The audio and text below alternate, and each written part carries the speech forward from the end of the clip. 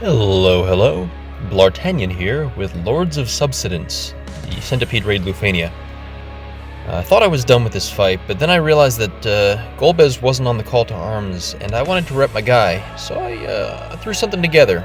Wasn't sure if this was going to work, but with some trial and error, we were able to make it happen. We're once again using one of my favorite strategies in the game, the Zero iBrv strategy, with a team of Golbez, Edward, and Vincent. That global first Vincent LD paying dividends. You know the drill. Please hit the like and subscribe button if you haven't already. Helps the channel grow, helps me out quite a bit. And check us out on the live stream tonight at 8:30 Eastern Time on Twitch. I'll leave a link to the in the description for that. We're looking forward to seeing you there. I actually posted the VOD just yesterday of our last week's show, so if that sounded good to you, come check us out. It'll be a good time. So, we got those Zero iBrv stuff, we got the debuffs down, we've dropped a bunch of our calls. At this point, we're using...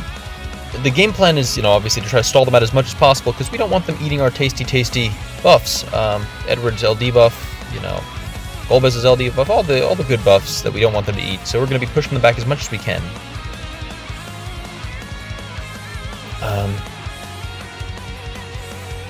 This team, I've used it in a number of fights now. It's actually kind of interesting because Vincent and Golbez both have a lot of really good self-sufficient damage without Edward doing a whole lot. So you can get away with him being your only support, even though his auras, they lack the HP damage, they lack the enchant, they lack some of the things your auras normally have. Even when he's hiding, your team's still doing good damage because these two are so self-sufficient as damage dealers.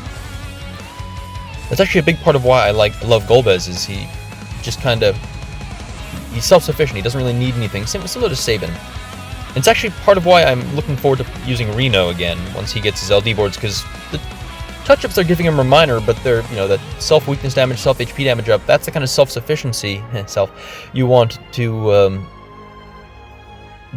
open up your team flexibility. So I'm looking forward to that. I think people are kind of sleeping on Reno a little bit. I'm hoping to find that he's better than people are thinking he's going to be. So here we go, we are still pushing them back.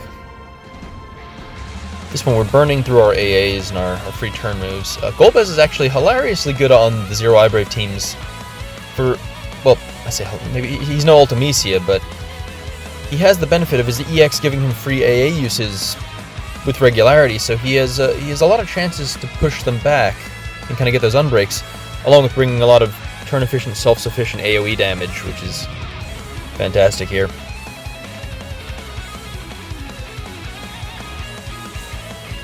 I'm looking forward to them hopefully fixing Vincent's EX buff. I don't know if you're aware of this, but the bug affecting the Brave damage bonus that he, Cypher, others get from their buffs that increases when they have more debuffs on them.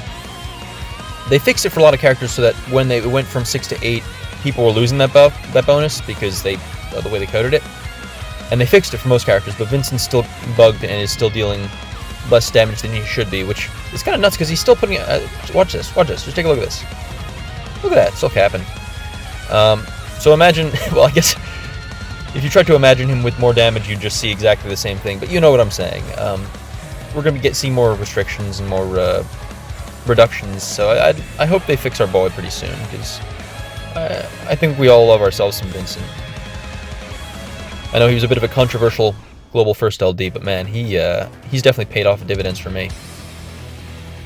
Shoutouts to Jin Lee for being able to say "I told you so" to a lot of us. So at this phase of the fight, now that the orb's gone, we can technically let them take turns. So we're going to be using Edward's sleep to keep them from acting and getting us. We don't want to go too far because we want to keep those debuffs on them. And obviously, the more turns they take, the more the debuffs take down. Also, if they take any actions, they're going to be applying frame buffs to themselves, which is going to make it harder for us to keep our Zero iBrv on them. A lot of considerations here. Okay, trying to take advantage of that turn jumping. Trying to figure out if it's worth pushing them back, knowing that they're going to have another turn. Just managed to time it right so that we get another turn of sleep on them before they wake up. Although now we only have 2 turns left on the Jack and Hope debuffs. And that Hope debuff is huge here because they're immune to Imperil, so Golbez, in order to hit that all-important weakness damage, needs that Hope Imperil because they're weak to melee. And this is similar to the Bart's Lufenia, the Bart's Heretic with the bears, where they're weak to melee and can be hit by Hope's Magic Imperil, even though they're immune to Elemental Imperil. And so Golbez can double dip on his, his melee / magic kit and get that full weakness damage if you keep Hope on them. I think that's an element of Hope's LD that a lot of people slept on when it first came out, is the fact that it bypasses Elemental Imperil. You see there, using the free AA to get another pushback. Man, oh man. You're getting pretty close now. Pretty darn close. I'll push them back one more time. And it's time to swap out. Of course, Cloud of Darkness' friend is just absolutely bonkers. I really underestimated just how powerful Cloud of Darkness is as a friend unit. Even though I knew kind of intellectually, oh yeah, powerful friend unit. Using it in practice, my god. It's like, well, just see for yourself how this goes during this this burst phase. Not perfectly set up because we don't have the free skill 1 that we normally like to use, since it does more damage, but we'll be perfectly happy just doing 2 skill 1s, a skill 2, LD, the works. Cloud of Darkness inevitably is going to be getting breaks since this is 0 iBrv, but you do the best you can.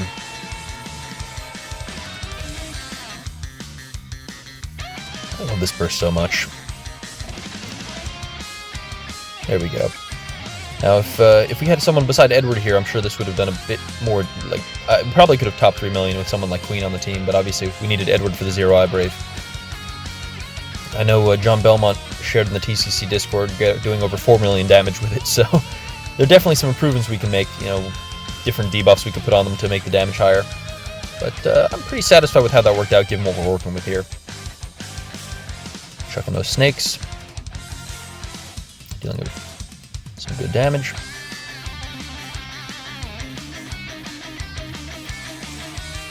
And we're kind of okay with just using the LD here because we're pretty sure they're going to die before it becomes an issue, since they delay themselves one more turn. Just putting out a casual 600,000 damage plus the follow-up. No big deal. Edward at this point just trying not to waste summon turns. I could use the EX there, but I want to go for maximum damage, so we're using the LD. That was pretty delightful. Just scared enough of the orb that I wanted to do this. Luckily with the burst effect in play, we're still going to be hitting for maximum damage for the most part. I'm going to go use the high-speed particle beam, because I originally thought that for my thumbnail I was going to want Vincent to be back on the field. Then I realized it doesn't matter because I'm using those cute little chibis now. Shout out to Liz Lissette, by the way, for that really cute idea for thumbnails. I kind of stole it without asking. I feel a bit bad for that, but I hope you guys enjoyed it. Anyway, thanks for watching. I'll see you in the next video. And, yeah, this was fun.